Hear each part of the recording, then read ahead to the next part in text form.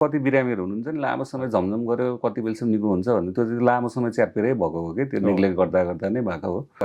गुलेलले हान्ने गुलेलले भएन नि तोप पड्काउने के अरे बन्दुकले हान्ने बन्दुकले भएन नि तोपले पड्काउने भन्छ कि हाम्रो तोप चाहिँ अब इन्डोस्कोपिक सर्जरी अपरेसन पछि भोलिपल्टै अथवा अपरेसनकै दिन नै हामीले मोबिलाइज गर्न सक्ने।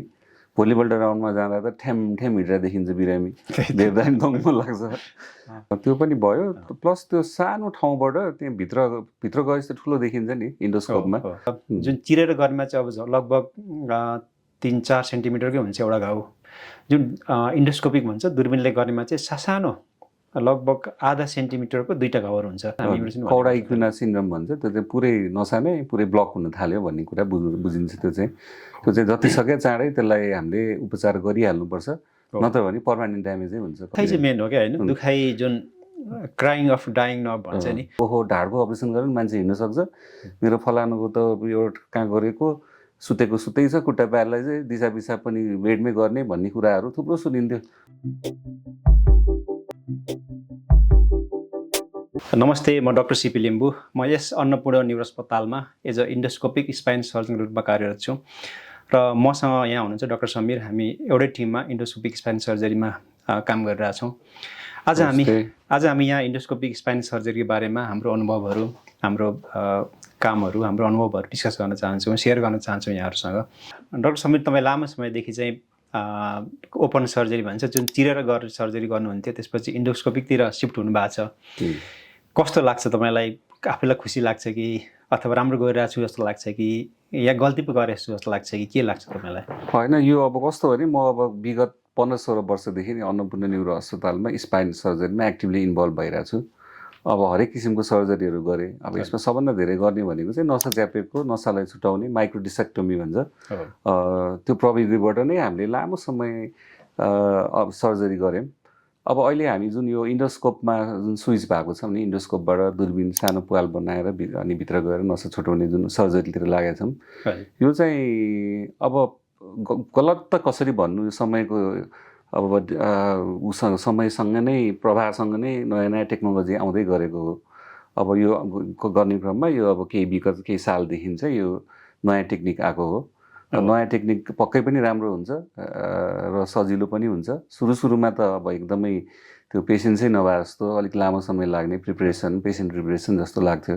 तर अब यो गर्दै जाने क्रममा चाहिँ अब समय पनि छोटो समयमा एकदम मजाले दूरबीनले हेरेर दूरबीनबाट स्क्रिनमा सबै कुराहरू छर्लङ्ग देख्दै आफ्नै एकदमै नजिकैबाट देखेको हिसाबले चाहिँ यो अपरेसन गर्न चाहिँ एकदम रमाइलो लागिरहेको छ मलाई अहिले। मलाई पनि सुरुमा यो केस गर्दाखेरि एउटा केस गर्दाखेरि झन्डै 3 घन्टा जति लागेको थियो र एकदमै गाह्रो पनि भएको थियो। तर समयसँगै धेरै अहिले फास्ट पनि भएको छ। तपाईँले भने जस्तै त्यो क्यामेरामा दूरबीनमा हेर्दाखेरि, त्यो मनिटरमा हेर्दाखेरि नसाहरू क्लियरली देखिने, त्यो नसा च्यापेको डिस्कहरू भन्छ त्यो क्लियरली देखिने गरी त्यो एक किसिमको आनन्द आउँछ नि आफूलाई पनि होइन। त्यो पनि भयो प्लस त्यो सानो ठाउँबाट त्यहाँ भित्र गएपछि त ठुलो देखिन्छ नि इन्डोस्कोपमा। अनि त्यहाँ जुन मसलको डिसेक्सनहरू भयो, मसल डिसेक्सन जुन ओपनमा जति बढी गर्नुपर्ने, अनि प्लस त्यो च्यापेको ठाउँसम्म पुग्न, डिससम्म पुग्न अथवा त्यो नसा जाने बाटोसम्म पुग्नलाई समय लाग्थ्यो। धेरै अलिकति बोन वर्कहरू धेरै गर्नु पर्थ्यो भने यसमा चाहिँ थोरै मिनिमम गरेरै अनि त्यहाँसम्म पुग्ने भएर यो चाहिँ अलिकति अझै एकदमै म एकदम एक्साइटेड छु यो उसमा।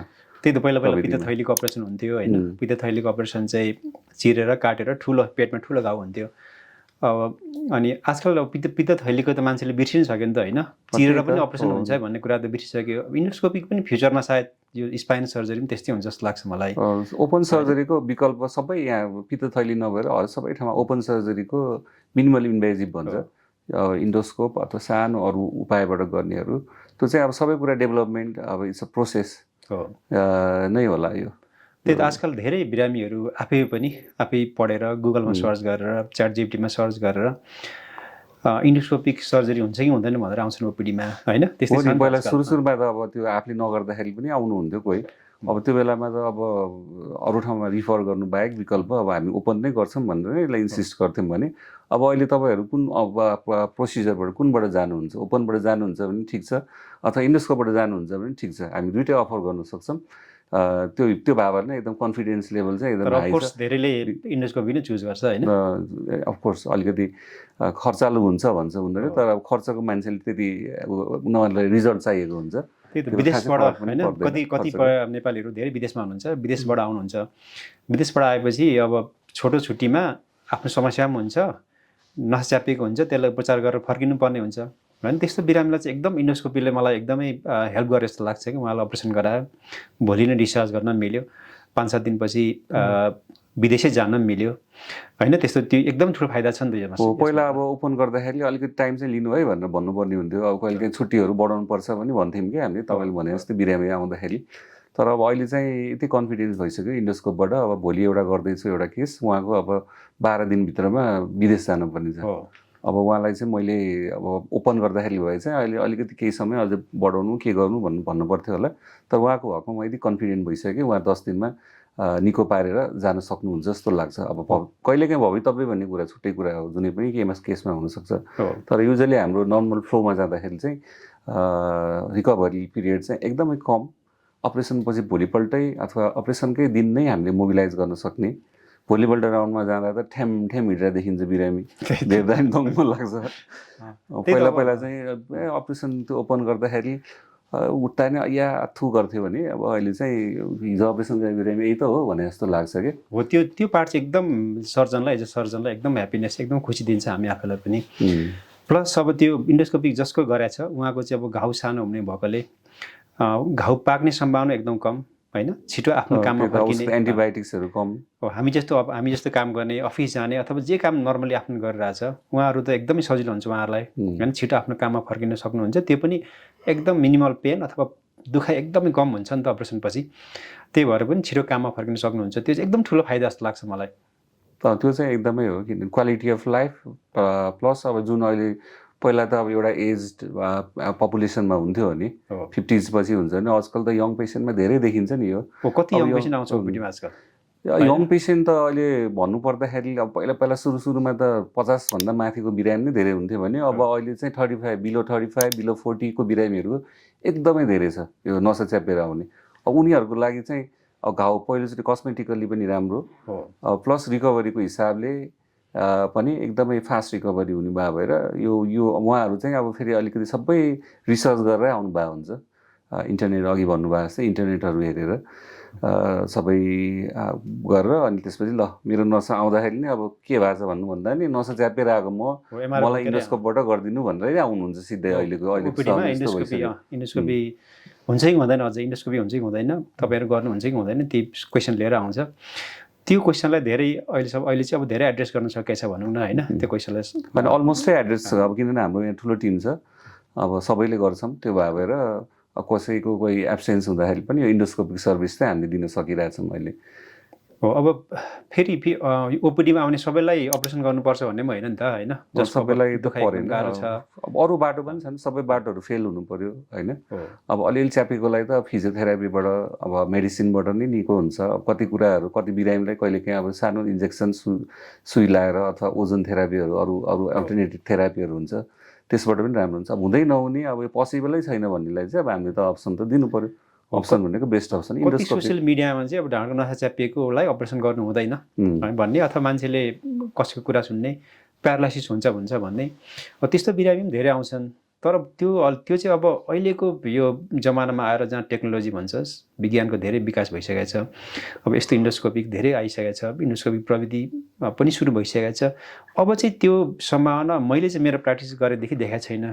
देखिन्छ त आजकल त्यस्तो प्यारालाइसिस हुने त्यस्तो त देखिन्न अब पहिला यस्तो हो पहिला अब न्युरोको टाउको अपरेसन गरेर कोही बाँच्छ भन्ने एउटा पिरियड थियो होइन त्यो अब कतिजना बिरामीहरू पहिला सुरुमा हुँदाखेरि ओहो ढाडको अपरेसन गरेर मान्छे हिँड्न सक्छ मेरो फलानुको त यो कहाँ गरेको सुतेको सुतै छ खुट्टा प्यारालाइज दिशा पिसाब पनि बेडमै गर्ने भन्ने कुराहरू थुप्रो सुनिन्थ्यो अनि बिरामीहरू भाग्छ क्या त्यस्तो भएपछि मैले पनि सुने तर प्रत्यक्ष आँखाले देखेको पनि छैन बिरामी त्यस्तो भएको पनि छैन क्या बिरामी भाग्दै जान्छ अनि भाग्दै गएपछि धेरै च्यापिन्छ अनि त्यसपछि पुरै नसा च्याप गरेपछि खुट्टा प्यारालाइसिस भएपछि लास्टमा जुन अब अपरेसन गरिसकेपछि पनि नफर्किने स्थितिमा आएर अनि त्यसपछि लाएर दुःख पाउँछ कि बिरामीले पनि दुःख पाउने हो उसको केयर गिभर परिवारले पनि दुःख पाउने त्यही त एकचोटि जुन च्यापिएर अब अपरेसन गर्ने अवस्थामा पुगिसकेको छ भने चाहिँ भयो।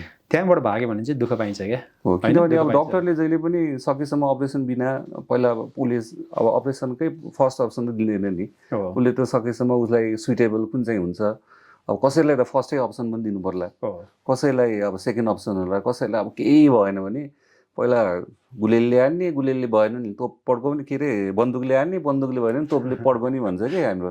तोप चाहिँ इन्डोस्कोपिक हो। तोप चाहिँ अब इन्डोस्कोपिक सर्जरी।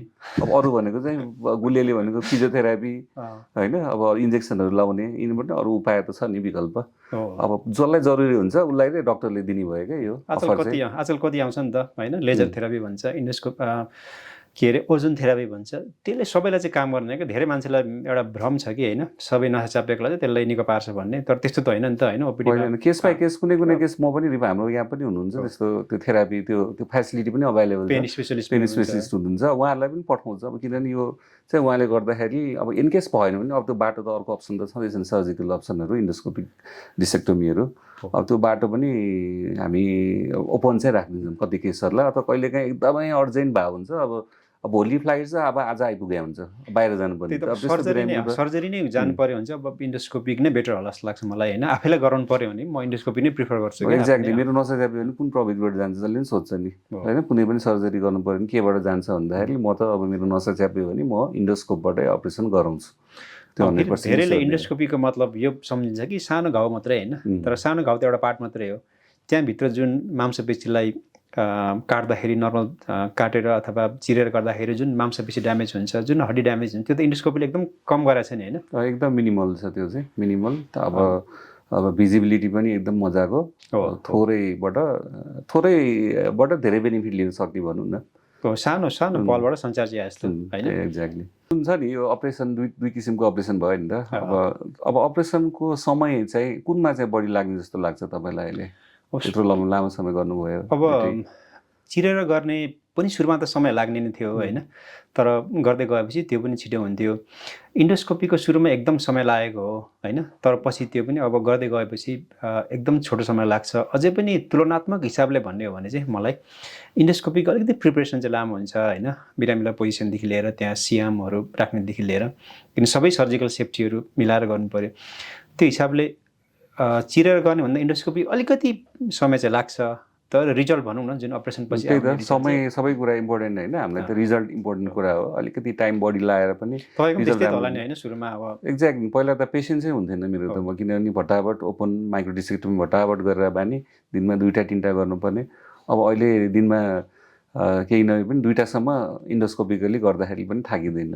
अब तर अब टाइम पनि पहिला अब धेरै लाग्थ्यो भने अब घट्दै छ त्यो ठ्याक्कै त्यो ह्याप्पिनेस खुसीपना भन्छ नि, भोलिपल्ट बिरामीलाई हेर्दा चाहिँ आउँछ होइन, बिरामी हाँसिरहेको हिँडिरहेको। त्यसमा समयको कसैले त्यो क्यालकुलेटै गर्दैन। त्यो पहिला हामी बिरामीलाई पनि भन्छौँ अलिकति टाइम चाहिँ लाग्छ है भनेर। अब सबै कुराहरू मिल्दै गएको छ, राम्रो पनि भइरहेको छ, रिजल्ट पनि राम्रो छ। अब अहिले केही नभए पनि हामीले अन्नपूर्णमा लगभग 100वटा जति त गरिसक्यौँ। अब त्यसको फलोअप रिजल्टहरू पनि त राम्रै छ नि, तर फलोअपमा आउँदा पनि कोही त्यस्तो अनह्याप्पी त्यस्तो चाहिँ मैले देखेको छैन। कहिलेकाहीँ रिकरेन्स भन्ने कुरा चाहिँ हुनसक्छ। रिकरेन्स भनेको अब अपरेसन गरिसकेपछि पुनः पलाउने त्यस्तो चाहिँ हुनसक्छ। त्यो जुनमा पनि हुन्छ, अब त्यो भनेकै हुन्छ म्यामले। अब सबै कुरा अब त्यो च्यापेको नसा छुटाउँदाखेरि डिस सबै हामी निकाल्दैनौँ नि होइन, अलिकति छोड्नै पर्छ। त्यो गरेर झन् ढाड कमजोर हुने, दुख्ने हुन्छ। त्यो हिसाबले त्यो पछि कुनै बेला गएर बल्झिने सम्भावना अब 100जनामा 1-2जनाको ओपनमा पनि हुन्छ, इन्डोस्कोपमा पनि हुन्छ। तर अझै चान्सेस इन्डोस्कोपबाट चाहिँ अब किनभने हामीले वरिपरिको लुज टिस्युलाई पनि अलिकति राम्ररी निकालेको भएर अथवा त्यसलाई हामीले अलिकति बाहिर ननिक्लिने हिसाबले भिजिबिलिटी एकदम राम्रो हुने, देखिने राम्रो, सबै कुरा नसा सबै कहाँ च्याप्या छ, कुन नसा च्याप्या छ सबै एकदम क्लियरली देखिने भएकोले त्यो पनि हामी अपरेसन गर्दाखेरि नै त्यसको अलिकति विशेष त्यो पछि नहोस् भनेर पनि केही त्यसको सतर्कताहरू अपनाउने तरिकाहरू छ, त्यो गरिन्छ कि तपाईँ पनि गर्नुहुन्छ त्यो एक्ज्याक्टली गर्नुपर्छ त्यो। अब यस्तो यो हाम्रो यो ढाडको नसाको जुन छुट्याउने अपरेसन 2 किसिमको कुरा भइरहेछ अहिले। बेसिकली इन्डोस्कोप काटेर चिरेर गर्ने र दूरबीनबाट गर्ने जुन इन्डोस्कोपिक सर्जरी भन्छ, त्यसमा घाउको फरक कस्तो के भन्नुहुन्छ यसको बारेमा? बिरामीले सोध्छ घाउ हुँदै नहुने हो कि के हो भन्नु? धेरैले त्यो सोध्ने चाहिँ गर्छ।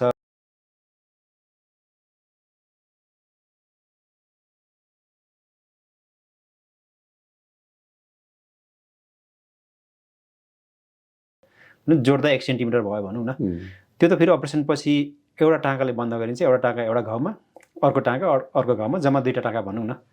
त्यही भएर त्यो दाग चाहिँ पछि बिस्तारै 2 महिना 3 महिना 4 महिना 5 महिना गएर त्यो दाग चाहिँ बिल्कुलै हराएर जान्छ, देख्न देखिँदैन। यसो हेर्दा पनि अपरेसन गरेर हो र फलोअपमा आउँदाखेरि यो अपरेसन गरे भन्छ भित्र केही देखिँदैन होइन, त्यस्तो खालको बाहिर यो हो र भने जस्तो लाग्ने खालको पनि हुन्छ भन्नु चाहिँ हो। अनि त्यो आफूले थाहा हुँदैन कि हामीले अपरेसन गरेर रहेछौँ उहाँलाई त भनेर।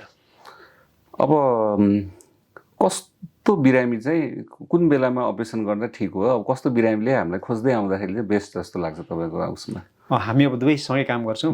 अब साधारण पब्लिक भनौँ न, जनमानसलाई भन्नुपर्दाखेरि जो दुखाइ छ, दुखाइ असह्य छ, कम्मरमा दुखाइ छ, दुखाइ सरेर खुट्टामा पनि जान्छ, झमझमाउने, पोल्ने, लाटो हुने, या खुट्टा कुनै औँला या खुट्टाको कुनै भाग लुलो हुन थाल्यो, या दिसा पिसाबमा समस्या हुन थाल्यो। कतिले कम्प्लेन गर्छ नि होइन, मेरो चाहिँ ढाड दुख्न थाले चाहिँ पिसाब एकदम छिटो जानुपर्छ, या पिसाब पुरै रोकेर आउँछ, या दिशामा पनि त्यति कन्ट्रोल छैन, यतापट्टि बस्ने ठाउँमा लाटो हुँदै जाने होइन, त्यसलाई चाहिँ इमर्जेन्सी नै भन्ने गर्छु होइन हामी। इमर्जेन्सी कौडा इक्विना सिन्ड्रोम भन्छ, त्यो चाहिँ पुरै नसा नै पुरै ब्लक हुन थाल्यो भन्ने कुरा बुझिन्छ। त्यो चाहिँ जति सके चाँडै त्यसलाई हामीले उपचार गरिहाल्नुपर्छ, नत्र भने पर्मानेन्ट ड्यामेजै हुन्छ। कतिवटा बिरामी हाम्रो माथि वार्डमा पनि हुनुहुन्छ, अब ढिला आउनुहुन्छ, सबै कुराहरू कोसिस गर्नुहुन्छ, अपरेसन भन्दाखेरि भाग्नुहुन्छ, सबै थेरापी गरेर बस्नुहुन्छ। अब हुनेलाई त निको त होला, तर कतिपय बिरामी निको हुँदैन, अनि लास्टमा इमर्जेन्सीमा चाहिँ वर्स कन्डिसनमा ल्यान्ड अप हुनुहुन्छ, अनि त्यो चाहिँ अब सबैले दुःख पायो नि त होइन। दुखाइ चाहिँ मेन हो क्या होइन, दुखाइ जुन